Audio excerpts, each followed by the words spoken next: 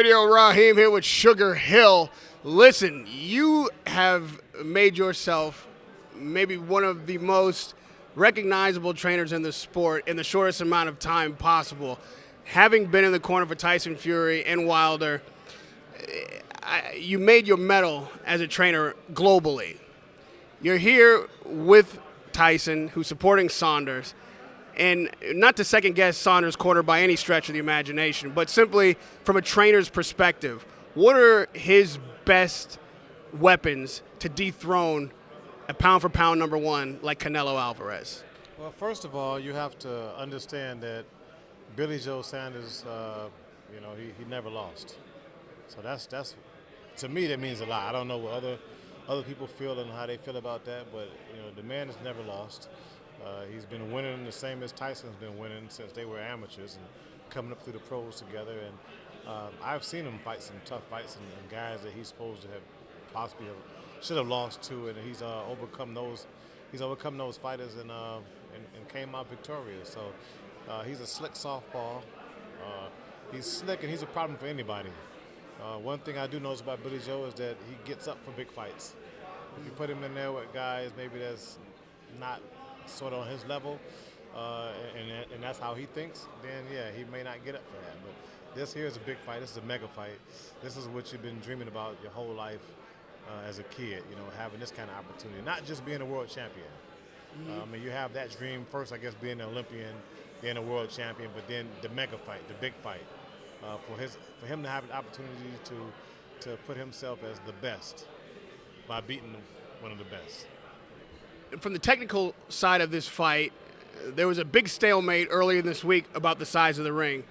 The fight, from Billy Joe Saunders' perspective, was almost called off over 2 feet.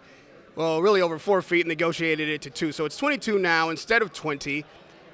How does that advantage Billy Joe Saunders or disadvantage Canelo to the point where it'd be worth walking away from the fight for? Well, Billy Joe is a boxer, more of a boxer mover.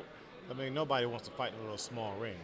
I'm sure it'd be exciting because you might as well just strap two guys' feet to the cameras, let them fight each other till the first man falls. But you have two different styles, so you want to be able to see those styles out there, on that night, and you want to get the best performance from both fighters to make an exciting, great fight. For your sake, on fight night, having been in the corner of Tyson Fury on a stage as big as this one, if you're in the corner with Billy Joe Saunders before he walks out to that ring under these lights with near to 70,000 people screaming, what would be the thing that you would want him to take to the ring with you? What would you say to him before he takes that first step? I honestly wouldn't know what to say. It's all in the moment, so I can't just make up something and say, go get him. It's all in the moment. It just depends on what I feel and what I feel he feels, because me and that fighter will have some kind of relationship and some kind of bond where I may say something, it may be something totally crazy, but I need to get that response from him, so yeah. How have you and Tyson felt during the pandemic? Big heavyweight fights, it's no new thing for those to be difficult to make, and you think you've got it, and then you don't got it, and then you got it, and then we've almost got it. Going through that during a pandemic where guys can't stay as busy as they would like, maybe aren't available sparring partners and whatnot, keeping a guy in shape, mentally prepared for the next fight, and know how big it could be the next fight coming. What's that journey been like over this last year? It's in Tyson Fury fashion, it's been rough. Been a lot of drinking, a lot of hanging out, a lot of partying. We still try to get some working out, some training in together. So a little bit of everything keeps it a good balance. And here we are now still. So just still balancing things out. We're sitting here in the lobby. It's a bar behind me. So maybe I go over there and have me a little drink, have a little hors d'oeuvres or some little appetizers or something like that. And we're here for the Billy Joe Saunders fight. So this is probably a relief in our struggles to make this big fight happen with Tyson and anybody. Because that's pretty much what it is to me. It's just Tyson versus anybody. It doesn't matter who he fights for me. And it doesn't really matter to him so much who he fights. He just wants to fight. Well, we've had a chance to work together since January of and it's been great. It's been fun, and we've been continuing that by getting together and training with no fight coming up, and that's just something that me and him agreed upon because it's only the right thing to do. It's only really what's normal, what should be normal in boxing, is for the fighters to train when they don't have a fight coming up, to stay in shape, to sharpen up things, and I feel that most fighters don't. They get ballooned up in weight, and they need 2 months for a training camp, and 2 months is pretty much 1 month to lose about 40 pounds, and then another month to train for a fight. Well, if you take off losing the 40 pounds, you only really need about a month to train for a fight, honestly. And, the things just get stretched out too much in that sense. You've been fighting your whole life. You've been to tournaments and everything else, taking fights on short notice. Well, 4 weeks is not short notice. If you stay ready and prepared, then you're ready to fight within that short time, just like the fighters like Ray Robinson back in the day. Those guys were fighting world championship fights again. They didn't stay out the gym. And it's because they love the sport. They love staying in shape, and not just, I guess sometimes people fall in love with just the money, making the money and not the sport anymore. So I'm saying all that to say I don't even know where I got off and got to that point at. Well, it's an interesting point to make because Fury's experienced that. After beating Klitschko, obviously, I knew it made some sense somewhere. You made it make sense. I didn't really understand where it would go, but I knew I was saying something, but it's good you caught on and you can explain it to me. Yes, I'm a student of your wisdom, sir. And what it immediately made me think of was Tyson having to overcome the adversity he put in front of himself. And so even when you say, okay, we've been drinking and partying and whatnot, it will raise the eyebrows of fight fans and analysts alike. Like, is that a red flag? I got you sounding brilliant the way I threw it out there and let you catch it and run with it. That's the kind of stuff I do, see? Once I know somebody, I can just kind of feel it, kind of throw it around and let them throw it back out there, and then bam, they look like a superstar. A superstar indeed, yourself and Tyson Fury, but the superstar that you are in charge of in the corner has to stay focused, not just in the ring, but clearly in his personal life. How do you make sure that balance is kept intact between partying and having a good time, which everybody knows Tyson Fury is going to do, and not allowing him to slip too far on that side, which he has been known to do? I guess because we both pretty much almost the same, but people just don't know that about me. So, yeah, that's a good balance. Maybe he is, I ain't. I am, he is. So that's a good balance then. Take turns.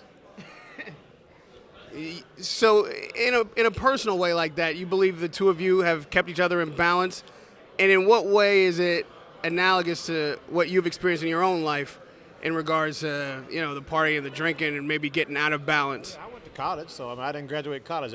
That tells you, some of the things I've done that maybe I shouldn't have done, but I guess those things should have been done to put me right where I'm at right now.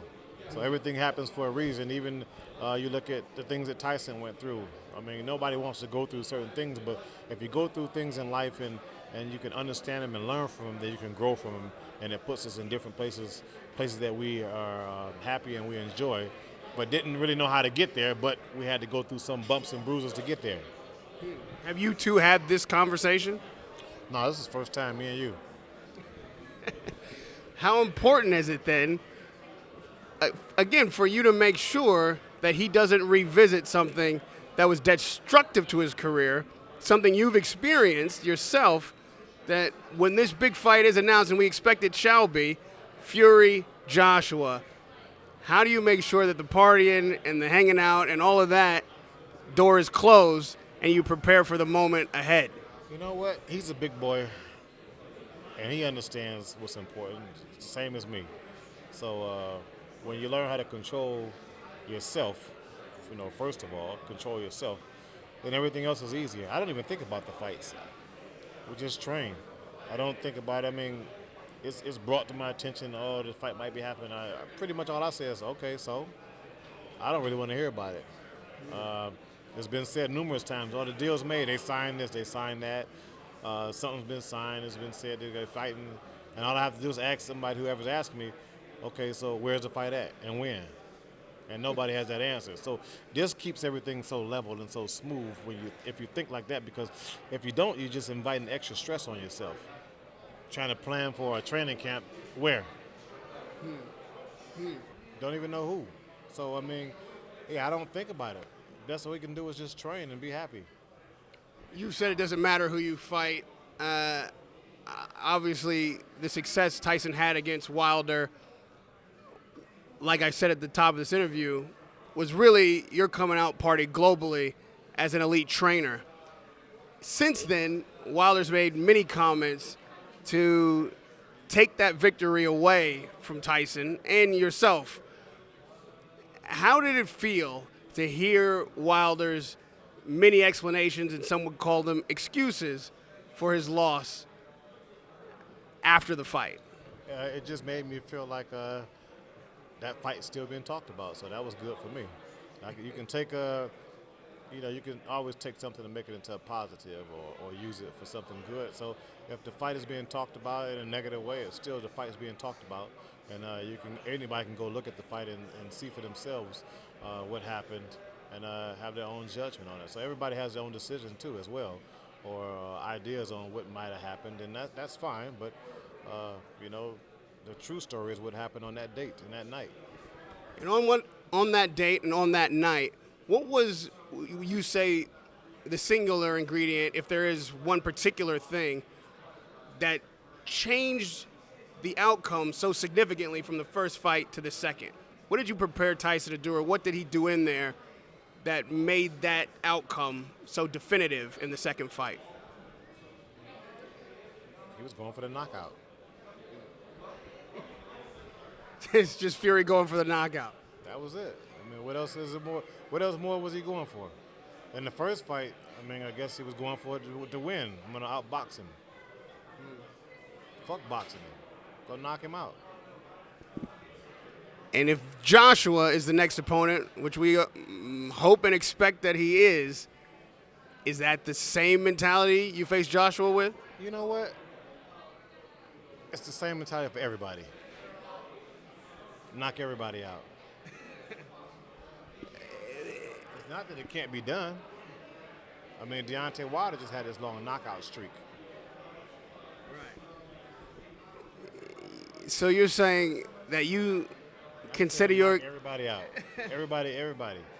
That's the mentality going into every fight. It's to knock everybody out. It's not to go to decisions. It's to knock everybody out. What do you think Joshua is most susceptible to in a fight with Fury? Where are his weaknesses where he could be knocked out? Whatever Fury wants to do. Whatever he wants to set him up with. If Joshua goes in there and boxes, kind of in the way that he did with Ruiz, right? Very technical, staying away, long jabs and whatnot like this. How does Fury counter that for the knockout? It's something for everything in boxing. You just have to make the necessary adjustments to make it happen. That's all it really is. It's just making adjustments to make it happen. It's not like, okay, if he comes in and boxes, what are you going to do? What's the plan for that? You've been boxing your whole life. You've fought every style out there, except for Deontay Wilder's style. But you fought every style pretty much. I mean, to make an adjustment, to pull out an old fight out your head, or for me, even, putting together a game plan for that. There's stuff that you've done already in your whole life, to prepare you for this night, so you can just react on certain things and not really just have this great plan like, oh, I'm gonna come out there, I'm gonna double jab, and then I'm gonna pause and then throw a right hand. That's gonna be the fight. It's not that easy, that to make somebody do exactly what you want them to do at that particular time. That's the art and the beauty of it. At that particular time, making them do what you want them to do and getting that knockout. Radio Raheem with Sugar Hill training Tyson Fury to knock everybody out, including Anthony Joshua. I know you say you don't know when that fight's coming, but do you know that fight's coming? No stress. Hopefully we see that fight in the coming months very soon. I appreciate the time, man. It's great to see you after more than a year. Relax. First interview, relax, having fun. It's a fun week. To get my chance. I'm like, man, when do I get a chance? But now here we are in Texas. That's right, and hopefully you get your chance in the corner very soon. I know the bar awaits. I won't keep you from your good time, but it's been a pleasure to see you, man. I don't drink like that, but it just sounds good, though. Radio Raheem with Sugar Hill. Makes it sound interesting. Oh, he drinks? He has a good time. He's off his rocker and everything. Sounds exciting, doesn't it? It's like, oh, shit. But, yeah. All right, then what are you going to go do? I don't know. It just, I'm here just enjoying, relaxing myself right now this weekend, getting ready for this, this big mega fight here, and not having to really work. Just sit back and enjoy it. Those are the things I kind of really enjoy, honestly, is to go to a fight. I mean, yeah, we all want to be in the big ones, but just to go to the big fight and then just sit back and just watch it, eat some popcorn, whatever, maybe have a drink. But just really just sitting there enjoying myself as if I was at home, because most of the time I'm just at home watching the TV. Get the best seat in the house at home. We've all who have worked in boxing and are analysts and trainers, fighters. The corner has the most horrible seat in the venue. You're right behind the pole. Behind the pole and the cameraman. One over here, maybe one over here. You don't know. And you got to be moving and stuff. It's not, everybody thinks that's the prime seat, but it's really not. So when you have the prime seat in your house and you have a fight party, imagine that scenario for Saturday night. And I asked Mark Tibbs this as well. You get to go to the bathroom so quick if you want to. There's no line for the bathroom. You want to refill on something, hey, you want some more snacks, you just grab it. No wait, no tipping. To the casual fan who may not be as an astute a boxing mind as yourself, what would you tell them to look for that they might otherwise not notice in a matchup such as Saunders-Canelo? That's a tricky question. I would just look for this fight. Look for a good boxing match. It's not going to be just a big one-sided fight. I think it's going to be a competitive match on both ends. You're going to see strategies. You're going to see game plans changing. And whichever one of those guys stay on top and keep changing the game plan and staying in control is going to be the winner of that fight. Canelo's a veteran, Billy Joe's a veteran. It's a good fight. It's a good matchup. It's a win for the ages. Billy Joe's a very, very, very slick softball, and everybody they put in front of him that he's supposed to lose, he wins. Canelo's been out there. He's the one of like the face of boxing in a sense. Everybody's talking about Canelo, all the divisions he's went through. He's been around, fought Mayweather, fought everybody. So he's like the one to beat. And for a guy like Billy Joe, the one to beat is the one you really want to beat, the one you get up for. So I think that's just a big surprise in the fight. Billy Joe getting up for this fight and being right there to push Canelo to the limits and, get that victory. Spoken from a man who's prepared a fighter to do just that.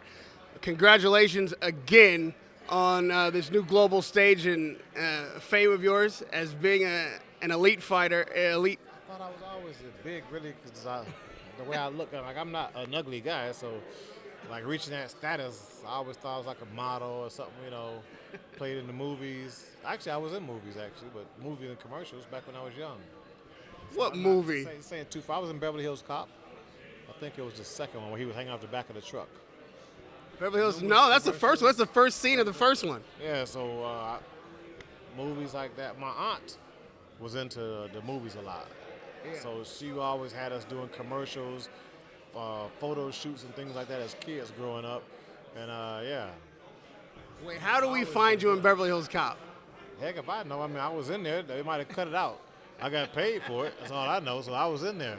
Give me one commercial you're in where we can find it. It was a Detroit Edison commercial. I can't even find them. I looked for them, so I don't even know where they are. It was when they used to say, look up. And they say, I don't see anything. And Isaiah Thomas would be like, that's good, because they could have been falling wires or whatever up, something like that. Some clothing magazines. I forget. My aunt knows all that stuff. I was a kid. I don't remember all that stuff like that. Yeah, but are you introducing now your retirement plan from boxing? Are you going to head into the acting world and reprise your true passion? You remember I retired, yeah? Yeah, I had nothing else to do but retire after that fight. I wasn't going to Disney World. That's what most people say. That's what I grew up on, listening to people go to Disney World. Nobody ever just says I'm going to retire. So Right. I thought let me try retirement then. Start picking up my golf game a lot more. Uh, what brought you back out of retirement? I'm not out of retirement. We're just working out. I'm not training for a fight. Well, you better be out of retirement. There's a fight coming. When it comes, it comes. Then we'll get to that point. But right now, I'm just enjoying myself, working out, staying fit, working out with Tyson Fury, both challenging each other, pushing each other to stay fit, and stay focused, stay positive. Radio Raheem with Sugar Hill.